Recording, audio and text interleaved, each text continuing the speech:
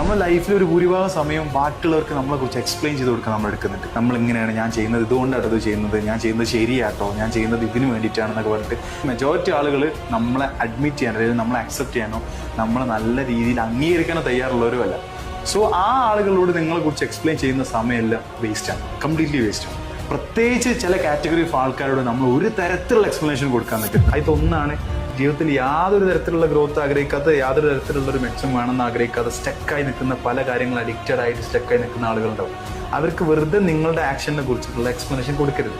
രണ്ടാമത്, നിങ്ങളുടെ കുറ്റം പറച്ചിൽ മാത്രം ഹരമാക്കി കൊണ്ട് ഇറക്കുന്ന കുറച്ച് കാറ്റഗറി ഓഫ് ആൾക്കാരുണ്ടാവും. അതായത് കുറ്റം പറഞ്ഞാൽ അതൊരു സുഖം കണ്ടെത്തുന്നത്, ഒരു ആനന്ദം കണ്ടെത്തുന്നത്, നിങ്ങളുടെ മിസ്റ്റേക്കുകൾ എടുത്ത് കാണിക്കുന്നതാണ് അവരുടെ ഹരം എന്നുണ്ടെങ്കിൽ അവരോട് വെറുതെ പോയിട്ട് നിങ്ങൾ എക്സ്പ്ലനേഷനും ജസ്റ്റിഫിക്കേഷനും കൊടുക്കരുത്.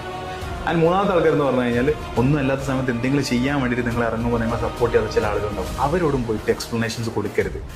കാരണം ഈ കാറ്റഗറി ഓഫ് ആൾക്കാർ